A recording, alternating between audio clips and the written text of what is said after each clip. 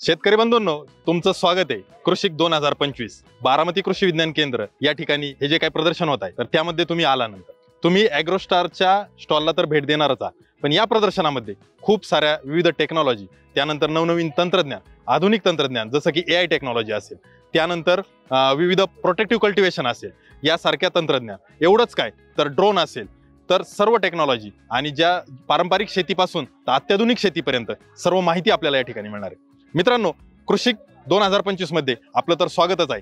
तर आपण चलूया ॲग्रोस्टारच्या स्टॉलवर। ॲग्रोस्टारच्या स्टॉलवर खूप साऱ्या गोष्टी आपल्याला पाहायला मिळणार आहेत। कोणत्या कोणत्या गोष्टी आहेत त्या जाणून घ्यायला नक्कीच आपण उत्सुक असाल, तर आपण चलूयात ॲग्रोस्टारच्या ओपन स्टॉलवर आणि पिकांची माहिती घेऊया स्टॉलवर जाऊ। चला तर मग।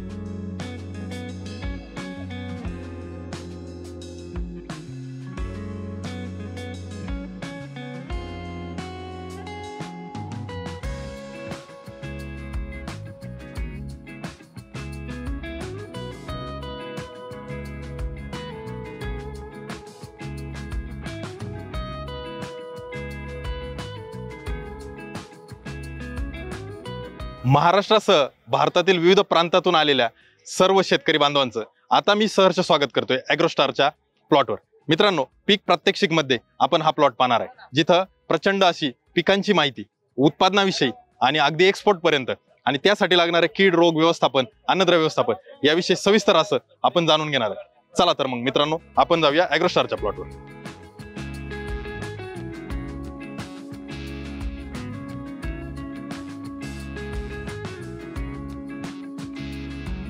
मित्रांनो, आपण सुरुवात करूया टोमॅटो या पिकाविषयी। जर तुम्ही पाहिलं तर या ठिकाणी आपण वाण पाहताय रेड क्राउन नावाचा, जो की लंबगोल प्रकारातील टोमॅटो आहे।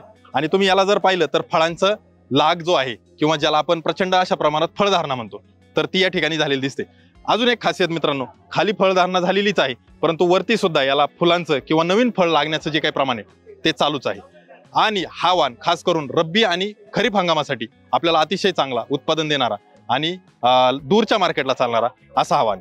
टोमॅटोमध्ये जर आपण दुसऱ्या वाणाविषयी जर बोलायचं म्हणलं तर देव, जो की आपल्याकडं देशी प्रकारातला जो वाण म्हणतो, तर तो वाण आहे हा फार दूरच्या मार्केटला चालत नाही, पण लोकल बाजारपेठेत याला खूप चांगली मागणी असते। आणि तुम्ही याचंही फळधारणा जर पाहिली तर प्रचंड अशी फळधारणा या ठिकाणी आपल्याला पाहायला मिळते। आपण जर बारकाईने इथं लक्ष दिलं तर ही फळधारणा याला मोठ्या प्रमाणात, सोबतच याला लागलेली फुलांची संख्या म्हणजे फुलांचंही प्रमाण, खाली फळधारणा होत असताना फुल लागणं हेही खूप महत्वाचं आहे। अशा पद्धतीने आपल्याला टोमॅटोचे हे दोन आहे। यानंतर मित्रांनो, आपण येऊया मिरची या पिकाकडे। मिरचीमध्ये ग्रीन हार्वेस्ट जी मिरची आपण पाहू शकता, ही तिखट प्रकारातली मिरची, आणि आपण ही मिरची लाल मिरची वाळवून करू शकतो किंवा हिरवी मिरची बाजारामध्ये फ्रेश अशी विकू शकतो। तर अशा पद्धतीने आपण जर मिरचीचे फळधारणा पाहिली तर प्रचंड मोठ्या प्रमाणात याला फळधारणा आहे आणि फुलांची संख्या चांगल्या पद्धतीने आहे। आणि मिरची पिकामध्ये अजूनपर्यंत तरी इथं व्हायरसची किंवा बोकडण्याची जी समस्या आहे ती जाणवत नाही। तर तग धरणारी मिरची म्हटलं तरी चालेल अशा पद्धतीचा हा मिरची वाण। हा पहिल्या वाणानंतर आपण दुसरा पाहू शकतो शाईन। तर मित्रांनो, ही मिरची हिरवी किंवा ताजी बाजारात विकण्यासाठीची मिरची आहे आणि ग्रीन हार्वेस्टपेक्षा फळ थोडंसं मोठं आणि तिखट या पद्धतीचंच हे फळ येतं। याचेही तुम्ही पाहिले तर झाडांना मोठ्या प्रमाणात मिरचीची फळं तर लागलेलीच लागलेली आहे, फुलधारणा सुद्धा चांगल्या प्रमाणात आहे। आणि यालाही बोकडा किंवा जो कोकडा म्हणतात शेतकरी, तर त्याचं प्रमाण कमी आहे। अशा पद्धतीची ही एक चांगली मिरची। तिसरा मिरचीचा वाण जर आपण पाहिला तर हा तारा, जो की आपल्याला फ्रेश मिरची बाजारामध्ये बिगर तिखट, परंतु फळांचा तुम्ही जर आकार पाहिला किंवा साईज पाहिली तर साईज मोठी आहे। फळांचा जो काही लागण्याचं प्रमाण आहे झाडाला तर ते खूप चांगलं आहे, त्याला फुलधारणा पण चांगली आहे। अशा पद्धतीने हा तारा वाण। चौथा एक मिरचीचा प्रकार आपल्याकडे जो AS 830 आहे, जी मिरची पिकलसाठी किंवा भाजीसाठी वापरली जाते। तर अशा पद्धतीने AS 830 आहे। AS 830 ला तुम्ही पाहिलं तर आता सध्या महाराष्ट्रामध्ये याची लागवड मोठ्या प्रमाणात वाढत आहे। बिना तिखट मिरची, परंतु लोणचं किंवा भाजी प्रकारामध्ये जी मिरची वापरली जाते तर त्यासाठी ही एक योग्य अशी मिरची। मित्रांनो, पुढे आपण जाऊया कोबी आणि फुलकोबीकडे। पहिली जी आपली कोबी आहे तर ती न्यू ग्रीन म्हणून कोबी आहे, जो की तुम्ही जिचा गड्डा पाहिला तर साधारण लंबगोल असा गड्डा आहे आणि नाशिकच्या बाजूला किंवा उत्तर महाराष्ट्रामध्ये याची लागवड मोठ्या प्रमाणात केली जाते। न्यू ग्रीन ची खासियत अशी आहे की आपल्याला याचा गड्डा हा लवकर फुटत नाही, जर आपली काढणी जरी लांबली तरी हा गड्डा टिकतो, ही याची एक खासियत आहे। आणि तुम्ही जर पाहिलं तर एकसारखे गड्डे लागलेले आहेत अतिशय एक समान आकारात असल्यामुळे आपल्याला जी काढणी करायची तर काढणीच्या वेळेला आपल्याला एकसारखेपणा तिथेही मिळतो. पुढे चालूया मित्रांनो आपण क्रिस्टल या कोबीकडे. क्रिस्टलचा गड्डा तुलनेने ग्रीन हार्वेस्ट पेक्षा न्यू ग्रीन पेक्षा मोठा आहे. मित्रांनो क्रिस्टलच्या गड्ड्यामध्ये गोलाकार असा क्रिस्टलचा गड्डा आणि याचंही प्रमाण की ज्यावेळेस आपण फळ काढणी किंवा कोबीची काढणी काही कारणास्तव पुढे लांबवली तर फुटण्याचं प्रमाण नाही. आणि तुम्ही जर पाहिलं तर एकसारख्या प्रमाणात आलेले गड्डे म्हणजे तुमचं जे काढणीचं जे काम आहे तर ते एकाच वेळेला होऊ शकतं. अशा पद्धतीने 2 कोबी आपल्याकडे आहेत. पुढे एक आपण फुलकोबी पाहूया जी आपल्याकडे शर्मिली नावाने. पांढरा शुभ्र असा हा गड्डा आणि याची खासियत की याला ब्लांचिंग खूप मोठ्या प्रमाणात म्हणजे गड्डा झाकून धरले पानांनी, जे की हे एक महत्वाचा गुणधर्म आहे. हे असल्यामुळे आपल्या जो गड्डा आहे फुलकोबीचा तर तो पिवळा पडत नाही किंवा बाहेरून जे काही वातावरणाचे परिणाम आहे त्याच्यावर खूप कमी होतात. त्यामुळे तो जेवढं ब्लांचिंग जास्त किंवा जेवढं त्यांच्या फळांनी पानांनी त्या फळाचं संरक्षण केलंय तेवढं एक आदर्श मानलं जातं. तर ती याची एक खासियत आहे. मित्रांनो कोबी फुलकोबी नंतर आपण चालूया वांगी या पिकाकडे.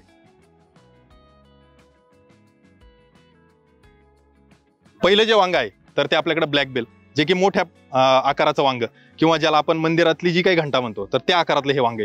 तर या वांग्याचा खासियत अशी की बिना काटेरी आणि ज्याचं उत्पादन किंवा ज्याचं वजन फळाचं खूप चांगलं आहे आणि याला किडीची समस्या तुलनेने कमी येते. मित्रांनो हे एक वांग आहे. दुसरं एक आहे आपल्याकडं जे देसी प्रकारातलं किंवा गावरान. गावरान वांग्यामध्ये प्रचंड मोठ्या प्रमाणात आपल्याला काटे दिसतील आणि जांभळा हिरवा याच्यावर पट्टे दिसतील. या वांग्याची जर तुम्ही पाहिलं तर फळधारणा मोठ्या प्रमाणात आहे, फुलांची संख्याही खूप चांगली आहे. मित्रांनो याला काटे प्रचंड प्रमाणात आहे. जेवढे काटे जास्त तेवढं बाजारामध्ये याला मागणी असते आणि हे काट्यांचं जे वांग आहे काटेरी वांग म्हणतो आपण तर ते आपल्याला देसी वांग म्हणून बाजारामध्ये याला आपण विकू शकतो. तर अशा पद्धतीने 2 प्रकारची वांगी आपण पाहिली. पुढे चालूया आपण वेलवर्गीय पिकांमध्ये.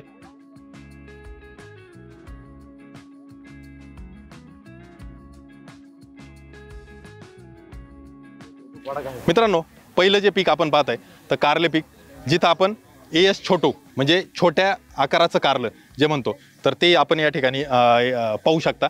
ज्यामध्ये फळधारणा आपल्या पिकाची झालेली आहे सध्याची अवस्था आणि काही कळी पण या ठिकाणी लागलेली आहे. तर अगदी निरोगी अशा पद्धतीने आणि प्रचंड वेलीचा विस्तार, जेवढा विस्तार जास्त तेवढी त्याला असणारी वेलीला पानांच्या संख्येमुळे पीक पोषण किंवा त्या फळांचं पोषण हे खूप चांगल्या पद्धतीने होतं.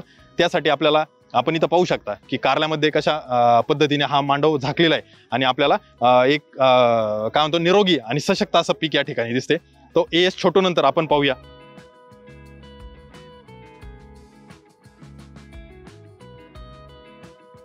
दोडका पिकाविषयी की दोडकामध्ये आपण जर पाहिलं तर कल्याणी नावाचं जे काही दोडका आहे तर लांब असा हे याचं फळ आहे आणि अतिशय याच्या ज्या शिरा आहेत तर त्या अगदी ठळक किंवा ज्याला आपण बोल्ड म्हणतो ह्या शिरा जेवढ्या जास्त ठळक दिसतात तेवढं आपल्याला बाजारपेठेमध्ये याची मागणी वाढते. आणि आपण जर पाहिलं तर याचा आकारही खूप चांगला आणि लांब ज्याला म्हणू शकतो त्याची लांबी पण मिळालेली आहे. या ठिकाणी आपण वेली जर पाहिल्या तर सशक्त आणि निरोगी अशा वेली आपल्याला पाहायला मिळत आहेत. तर हे कल्याणी दोडक्याच्या बद्दल. पुढे जाऊया आपण भोपळा पिकामध्ये.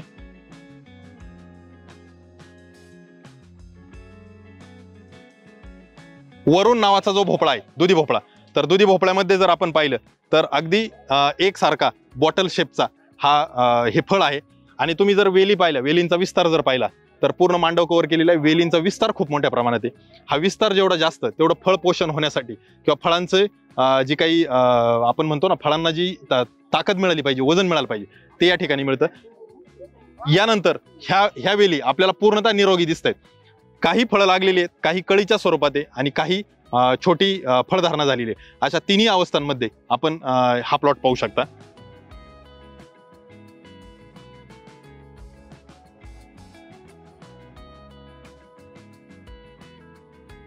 यानंतर मित्रांनो आपण येऊया पुढील पिकांकडे.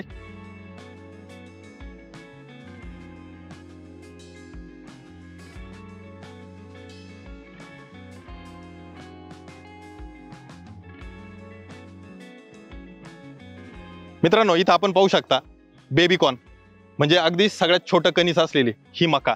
बेबीकॉर्नचं जर आपण पाहिलं तर आपल्याला एक्सपोर्ट करण्यासाठी किंवा परदेशात पाठवण्यासाठी आपल्याला ह्या बेबीकॉर्नचा मोठ्या प्रमाणात वापर होतो.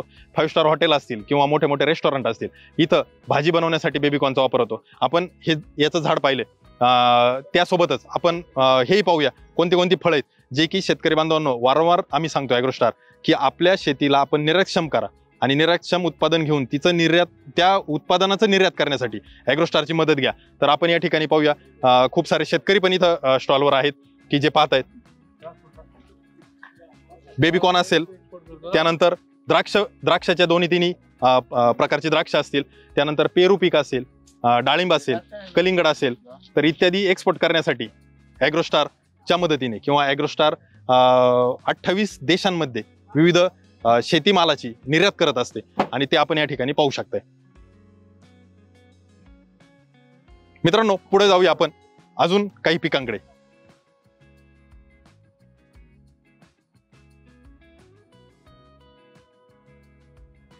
या ठिकाणी आपण पहिलं परत एकदा मका पाहतोय. बेबीकॉर्न नंतर स्वीटकॉर्न, जी स्वीटकॉर्न नावाने येते. गोडीला अतिशय चांगली आणि जर आपण पाहिलं तर कणसाला दाणे खालपासून वरपर्यंत भरलेले दाणे. तर ही एक स्वीटकॉर्न आपण वर्षभरात याची लागवड करू शकतो स्वीटकॉर्न. आणि स्वीटकॉर्नची लागवड केल्यानंतर आपल्याला फ्रेश मार्केटमध्ये विकण्यासाठी अतिशय चवीला गोड आणि याला जो TSS म्हणतो किंवा साखरेचं प्रमाण आहे ते खूप चांगलं आहे. यामध्ये तुम्ही जर झाडांची एकंदरीत रचना पाहिली तर अतिशय स्ट्रॉंग किंवा ज्याला आपण ताट म्हणतो तर तेही खूप भक्कम आहे, जेणेकरून कणीस काढल्यानंतर शेतकऱ्यांना चारा पिकासाठी याचा निश्चितच फायदा होतो. पुढे आल्यानंतर आपण पाहतोय मका 1233.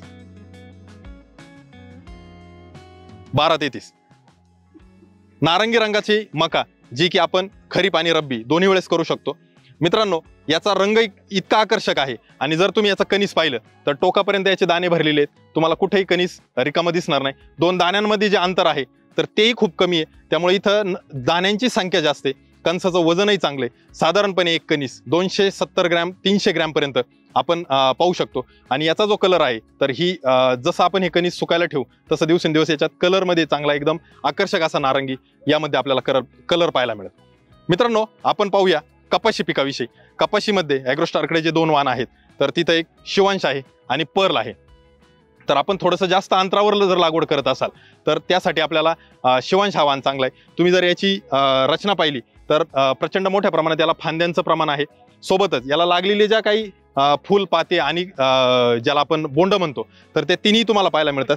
आणि अशा पद्धतीने आपल्याला याच्यावर फळांची लाग दिसते. तर इतक्या मोठ्या प्रमाणात इथं फळांची लाग असताना प्रत्येक जे काही बोंड आहे तर त्याला साधारणपणे 5 पाकळ्याचं प्रमाण इथे जास्त आहे आणि बोंडाचं वजनही खूप चांगलं आहे. बागायती किंवा निम बागायती असे दोन्ही आपल्याकडं परिस्थिती असेल तर आपण नक्कीच शिवांश या वाणाविषयी विचार करू शकता. मित्रांनो, पर्ल हा दुसरा वाण आहे. तर पर्लमध्ये आपण परत एकदा निम बागायती आपण याची लागवड करू शकतो. आणि शिवांशपेक्षा थोडं कमी अंतर असेल तर निश्चितच आपल्याला पर्ल हाही वाण चांगला आहे. यामध्ये सुद्धा जर तुम्ही पाहिलं तर शेंड्यापासून तर अगदी खालपर्यंत आपल्याला याच्यावर काय म्हणतो ना, बोंड आणि पात्यांची रचना दिसते. सगळीकडे माल लागलेला आहे आणि एकदम निरोगी अशा पद्धतीचं सशक्त असं पीक आपल्याला या ठिकाणी कपाशीचं पाहायला मिळते. पुढे चालूया मित्रांनो अजून काही पिकांकडे. जानकी भेंडी. या ठिकाणी जानकी भेंडी बद्दल जर बोलायचं झालं तर आपल्याला कमी वाढणारी 2 जे काही याचे हे असतात इंटरनोड असतात किंवा ज्याला आपण 2 पानांमधलं अंतर म्हणतो तर ते खूप कमी आहे. त्यामुळे ही भेंडी कमी वाढते, परंतु याला फुटव्यांचं प्रमाण जास्त आहे, त्यामुळे आपल्याला उत्पादन चांगलं मिळतं. दुसरी गोष्ट अशी की याला जास्त फळांची संख्या लागल्यामुळे फळ कोवळे राहण्याची जी काही शक्यता आहे तर ती वाढते. जेवढं फळ कोवळं तेवढं बाजारामध्ये त्याला मागणी चांगली आणि ग्राहकांकडून त्याला खूप जास्त भाव मिळण्याची हे असते. मित्रांनो, भेंडी कमी वाढलेली जास्त फुटवा असलेली अशा पद्धतीची ही भेंडी आपण पाहू शकता आणि एकसारखा सगळा प्लॉट आपल्याला या ठिकाणी जाणवतोय. विशेष म्हणजे कुठल्याही प्रकारे कीड रोग यावर प्रादुर्भाव झालेला नाही, अगदी निरोगी असं पीक आहे.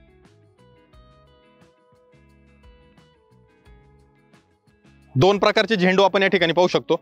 ऑरेंज किंग जे की नारंगी रंगाचं फूल आहे आणि पुढे जर आलो तर येलो किंग असे दोन्ही झेंडू आपण पाहू शकता. या ठिकाणी फुलांचं जे काही आकार म्हणतो आपण तर तो प्रचंड मोठ्या प्रमाणात आहे, तरी पण मधून फुल फुटलेलं नाहीये. अजूनही हे फुल आपल्याला कॉम्पॅक्ट किंवा टाईट अशा पद्धतीचं आहे. जे की आपण मार्केटमध्ये विक्री केल्यानंतर त्यातून पाकळ्या सुट्ट्या होण्याचा जी काही शक्यता आहे तर ती नसेलच. यानंतर मित्रांनो आपण पाहूया गहू, जे की रब्बी हंगामातलं मुख्य पीक, जो 32-24 हा जो गहू आहे तर आपण बागायतीसाठी हा गहू देतो. आणि तुम्ही जर पाहिलं तर थोडंसं आपण त्याला आघात म्हणू शकतो, अशा पद्धतीने आपण याची लागवड केली होती. आता जानेवारीचा साधारण 16 तारीख आहे, तर 16 जानेवारीपर्यंत आपला गहू जवळपास पक्वतेच्या अवस्थेमध्ये आलेला आहे, म्हणजे थोडंसं लवकर लागवड केलेली होती. तरी पण त्या गव्हाची जी लोंबीची रचना आहे किंवा लोंबी आहे तर ती मोठ्या प्रमाणात आहे. गव्हाला जे फुटव्यांची संख्या आहे तर तीही चांगली आहे. फुटवे गव्हाला जास्त असल्यामुळे आपल्याला उत्पादन मिळतं आणि लोंबीची जेवढी लोंबी मोठी तेवढं आपलं उत्पादन चांगलं राहतं. याची चपाती खायला अगदी मऊ अशा पद्धतीचा हा गहू आपण याचाही विचार नक्कीच करू शकता. पुढे आल्यानंतर आपल्याकडे 2 प्रकारचा कांदा बियाणं आहे, जो की आत्ताच्या चालू हंगामामध्ये म्हणजे रब्बी हंगामामध्ये जर आपण विचार केला तर गुलाल हे एक गावरान प्रकारातला कांदा आहे. गावरान प्रकारातला कांद्याला म्हणजे जो की पिवळसर पातीचा असा हा कांदा येतो आणि या कांद्याला बाजारपेठेमध्ये खूप मागणी असते. तर तो गुलाल जर आपण पाहिला तर अगदी निरोगी आणि सशक्त किंवा चांगल्या पद्धतीने वाढलेला कांदा.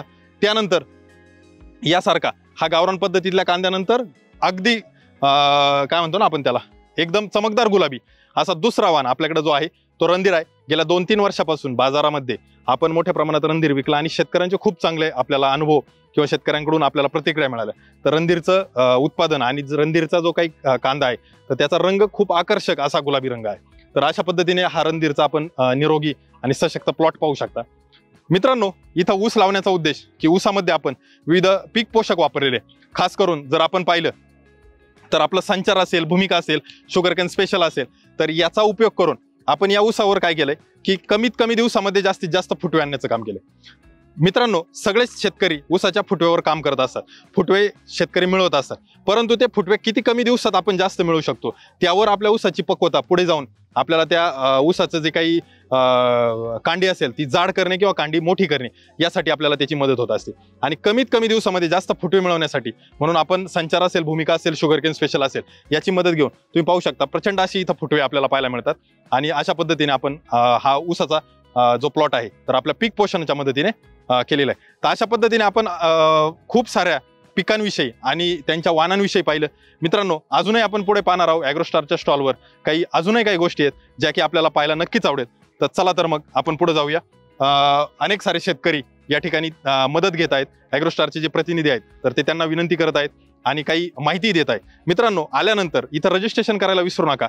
आपण जसं मागच्या व्हिडिओमध्ये पाहिलं होतं किंवा आपल्याला आम्ही सांगितलं होतं की आपल्या 5 दिवसाच्या ज्या प्रदर्शनामध्ये जेवढे रजिस्ट्रेशन होतील त्यातून एका लकी ड्रॉ च्या जो भाग्यवान विजेता असेल त्याला दुचाकी मोटरसायकल प्लॅटिना, बजाज प्लॅटिना ही त्याला दिली जाईल. तर त्यासाठी आल्यानंतर ॲग्रोस्टारच्या स्टॉलला भेट दिल्यानंतर आमच्या प्रतिनिधीकडे आपला मोबाईल नंबर आणि आपलं नाव नोंदणी करायला अजिबात विसरू नका. चला तर मग अजूनही काही ॲग्रोस्टारकडे ज्या गोष्टी आहेत तर त्या आपण जाणून घेऊया. इथं जर तुम्ही पाहिलं तर ॲग्रोस्टार जे काही एक्सपोर्ट करत असेल, मग त्या केळी असेल, कांदा असेल, सोबतच डाळिंब असेल, पेरू असेल, ड्रॅगन फ्रूट असेल, बेबीकॉर्न असेल, झुकिनी असेल, कलिंगड असेल, तर या सर्वाचा एक्सपोर्ट करत असताना आपला जो काही ब्रँड आहे किमया, तर त्यामध्ये त्याचे जे बॉक्स आहेत ते आपण या ठिकाणी पाहू शकता. वेगवेगळ्या देशांमध्ये वेगवेगळ्या प्रकारचे जे काही बॉक्स आहेत तर ते आपण पाठवत असतो. 28हून जास्त देशांमध्ये आपण एक्सपोर्ट करतो. तर या ठिकाणी आपण पाहू शकतो इथे एकदा परत आपण केळी आणि त्याचे सगळ्याचे पॅकिंग इथं ठेवलेले आहेत. कशा पद्धतीने आपण पॅकिंग करतो तर ते आपल्याला एक्सपोर्ट करण्यासाठी तर या ठिकाणी आपण जरूर पाहू शकता. विविध फळांचं हे डाळिंब असेल, सोबतच इतरही काही फळं असतील जसं की मगाशी आपण पाहिलं होतं.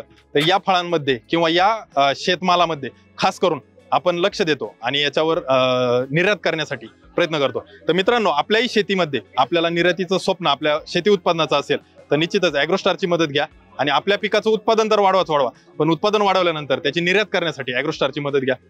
याही उपर आपल्याला आपल्या पिकाचं उत्पादन वाढवण्यासाठी ज्या काही गोष्टी लागतात, मग अगदी छोट्या गोष्टी म्हणजे मल्चिंग, त्यानंतर पंप असेल, त्यानंतर पीक पोषक असतील, त्यानंतर बियाणं असेल, तर तुम्हाला हे सगळं ॲग्रोस्टारच्या स्टॉलवर पाहायला मिळतील. ज्याची माहिती, जे काही पिकांची आपण लागवड केली तर या ठिकाणी त्याचं बियाण्याचं पॅकेट असेल तर तेही तुम्ही पाहू शकता. सोबतच जे काही आपल्याकडं विविध गुणवत्तेचे आणि वेगवेगळ्या प्रकारचे पंप हे आपण पाहू शकता. आजच्या जमान्यामध्ये मजुरांचा अभाव असल्यामुळे आपण कांदा काढण्यासाठी किंवा कांदा काटणी म्हणतो, तर त्यासाठी ते मशीन आपल्याकडे आहे. म्हणजे असे विविध तंत्रज्ञान आपण घेऊन येतो. सेंद्रिय खतांचा वापर वाढावा यासाठी सहज सारखे उत्पादन आपण बाजारामध्ये आणतो. तुम्ही जर पाहिलं, मक्याच्या बियाण्याचे पॅकेट असतील, मक्यावरचे तणनाशक असतील, त्यानंतर कांद्याचं बियाण्याचं पॅकेट असतील, तुम्हाला हे सर्व बियाणं असेल, औषध असतील, तणनाशक असतील, पीक पोषक असतील, या सर्वाची माहिती आणि याचं जे काही उपयोग कसा करायचा याविषयीचं सगळं मार्गदर्शन या ॲग्रोस्टारच्या स्टॉलवर आपल्याला नक्की मिळेल. इथं असणारे जे काही प्रतिनिधी आहेत यांना आपण जरूर भेटा. आपलं नाव नोंदणी इथं करायला विसरू नका. मोबाईल नंबर जरूर द्या. आणि जे काही शेती, आधुनिक शेतीकडे आपण वाटचाल करत असताना ती शेती निर्यातक्षम बनावी यासाठी म्हणून प्रयत्न करायला आपण निश्चित ॲग्रोस्टारची मदत घ्या. तर मित्रांनो, अशा पद्धतीने आपण ॲग्रोस्टारच्या जो काही पूर्ण स्टॉल आहे तर तो जरूर पहा आणि तो पाहिल्यानंतर त्या स्टॉलवर आपला मोबाईल नंबर जरूर द्या. धन्यवाद.